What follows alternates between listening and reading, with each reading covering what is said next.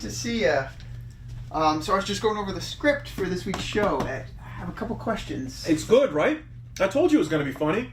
Dude, those jerks at Comedy Central wouldn't know funny if it jumped up and bit him in the face, all right?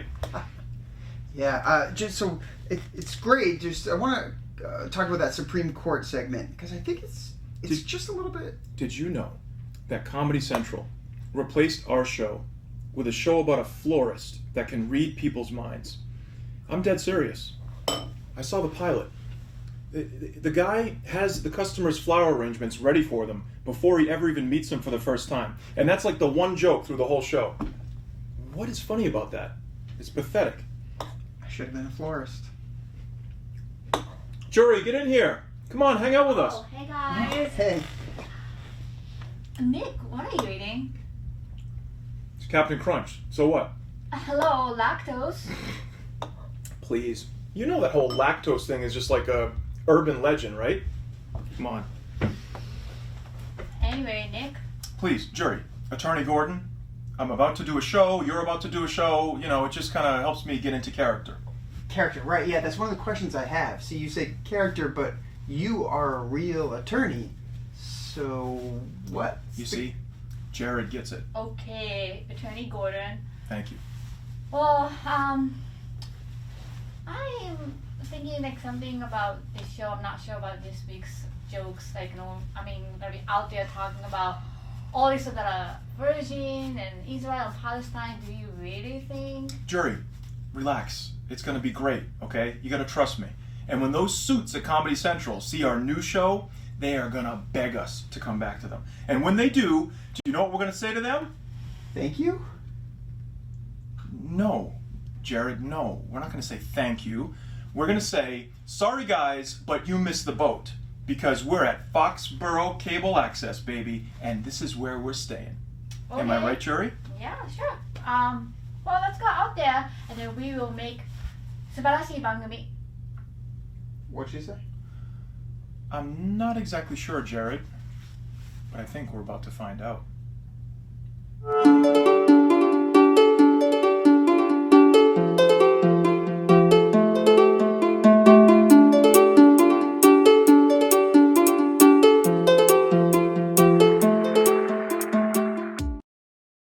Hello everyone. Welcome to the first episode of Legalese with attorney Nick Gordon and Juri Love. I'm Juri Love, and this guy next to me, well, he loves juries. That's right, Juri. I'm attorney Nick Gordon, and some of you may remember me from my famous false advertising case against a certain olive oil company. What they were marketing as extra virgin, well, let's just say it turned out most of those olives were far from virgins. Remember that one? I sure do, Attorney Gordon. But my favorite case you handled was that one against that auto mechanic in Plainville. Remember him? Oh my God, I sure do. That guy was charging customers $50 to rotate their tires, but he would just take their money, drive their car about 10 feet, and say, each one of your tires just completely rotated. You're all set. Unbelievable. 信じられないですね. Hudo toko da yo. Well, Attorney Gordon, you have done some great work for the people over the years, and this show is all about continuing that work as we educate, enlighten, and inspire our viewers when it comes to all aspects of the American legal system. And with that in mind, let's go to our first segment, a little thing we like to call, Is That Legal? And now, to share this week's legal conundrum, please welcome Daphne Cortez, everybody. Welcome, Daphne. How you doing? Oh, I'm good, Attorney Gordon, but you know what?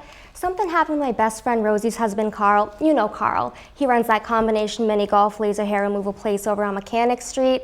And when he told me the story, I was like, yo, is that even legal? Well, lay it on me. Well, apparently, last Tuesday he was coming home from his weekly meeting with his buddies, Civil War reenactment meeting, and he was still wearing that whole North Soldier replica uniform and the funny little hat, you know. Anyway, I think he was a little drowsy from the antihistamines he takes for his seasonal allergies. Anyway, he runs a red light, he gets pulled over, the cops see the funny little hat, slurring his words, like I said, from the antihistamines, you know. So they slap the cuffs on him, they take him to the station, and they say, hey, blow in this breathalyzer test. If you're not drunk, it should say 0. And he's like, no, man, because I saw on the news that those things like aren't even calibrated properly, and they're totally unreliable. You know, and the lab that makes those machines, they got shut down even because they weren't following, you know, like that scientific method we all learned in 6th grade science class and stuff. So he's like, so they say to him, you know what, Ulysses S. Grant, if you're not gonna blow, then go back to your cell. And he's like, no, playboys, you better get me that blood test. Because if I get that blood test, you better book me, set me on bail, and release these cuffs. Because you know what? The only thing that test is gonna show is a combination of Zyrtec, Claritin, and musket smoke, baby. But you know what they did? They kept him in jail until court the next day. And he couldn't even get that blood test in time to show that he wasn't drinking or nothing. You know what I mean? You feel me? So my question for you is like, you know, you're the lawyer. So you tell me, is that legal? Massachusetts General Laws, Chapter 263, Section 5A, gives the accused the immediate right to a blood test in cases charging operating under the influence. Moreover, Carl had a right to a prompt bail determination at the police station based on 276-58. If the police had booked him, set a bail, and released him, Carl could have gone to the hospital, got a blood test, and it would have proved his innocence. And now, the judge should throw this entire case out, Daphne, because that is not legal. Okay. And now, with a recap of the most recent rulings from the Massachusetts Supreme Judicial Court, here is the incomparable Juri Love. Well, it's been a wild week over at the SJC. In the first-degree murder appeal in Commonwealth versus Grayson, the Supreme Court held that the defendant, who had been a member of the Israeli Defense Force, was not denied his right to a fair trial when judge failed to ask potential jurors if they had any bias against Jewish people or the nation of Israel. We tried to reach Grayson's attorney for comment, but he was at a family reunion in Palestine. In Commonwealth versus Santana, the SJC held that double jeopardy did not bar the retrial of a person convicted of second-degree murder after his conviction was overturned. The court cited the concept of continuing jeopardy, which meant that Santana wasn't subjected to double jeopardy because technically, while he was under his appeal, he had been always in jeopardy.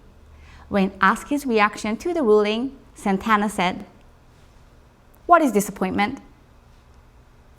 Finally, in Singular Wireless versus the Commissioner of Revenue, the Supreme Court upheld an order to return almost $20 million in taxes to Singular because the money had been collected unlawfully. In reaction to the ruling, Singular's attorney called the Commissioner of Revenue and said, "Can you pay me now?"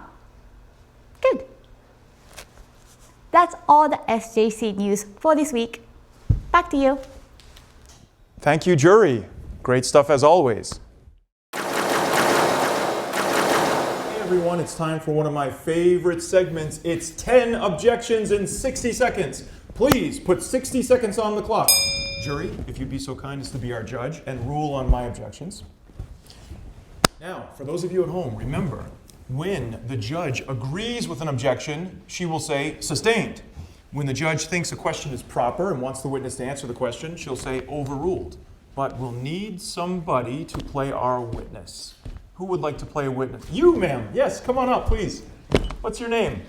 My name is Monica McDevitt, and can I just say I can't believe I'm standing this close to Juri Love. Juri, I am such a big fan. I've seen everything you've done. I even have season 1 of Around Foxborough on Blu-ray. My husband's always like, Monica, you are totally Okay, thank you. Yes, we get it. She's very talented. She's very talented. Let her get her judges stuff on and get into character here.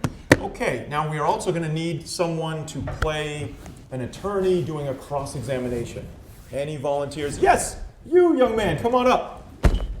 What's your name, young fella? Oh, howdy y'all. I'm Johnny Ramsey and I'm from Greenbow, Alabama. Welcome, welcome. For this one, let's pretend it's a personal injury trial and you will be cross-examining the plaintiff. You feel good about that? Yes, sir. All right. Ready. Counsel, you may begin. What did the driver say when he got out of the car? Objection, hearsay. Sustain. Were you able to form an opinion as to the driver's sobriety? Objection, foundation. Sustain. There were skid marks on the road that were 17 feet long. What was the speed of the vehicle upon impact? Objection, that's outside of lay opinion. Sustain. By the way, ma'am, how many children do you have? Objection, irrelevant. Sustain. Is it your testimony then that the driver was speeding and swerving and ran a red light all while being asleep at the wheel? Objection, argumentative. Sustain. Well, then clearly the driver was negligent then, wasn't he? Objection calls for a legal conclusion. Later the driver texted you and said he was sorry, didn't Objection, doctrine of completeness. Sustain. His 1982 Pinto had front end damage, didn't it? Objection, it assumes facts not on evidence. Sustain. Was the driver actually trying to hit your car? Objection, calls for speculation. Sustain. You, ma'am, are a liar and a fraud. Objection, badgering the witness. We did it! We did it! That's 10 objections in 60 seconds. I can't believe it. A liar and a fraud. Objection, badgering the witness. We did it! We did it! That's 10 objections in 60 seconds. I can't believe it. Thank you all guys so much. It's amazing. Wow, well, that's a wrap for today. That's all the time we have. Thank you so much for watching. Thank you to the best crew in the business here at Foxborough Cable Access TV. You guys are amazing. You're the best. And thank you to all our guest stars, Derek Anted, Amanda Rodriguez, Jared Craig, and Alison Rockwell. Until next time, America, the jury's out.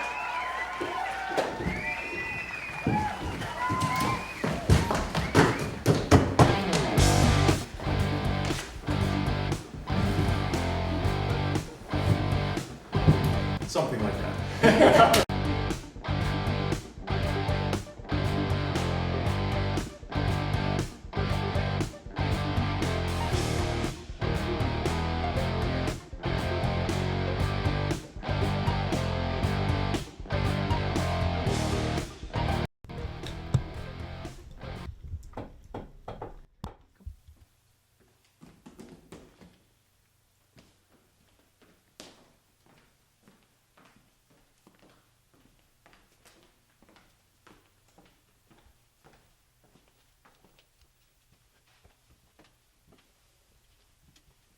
Oh, Nick.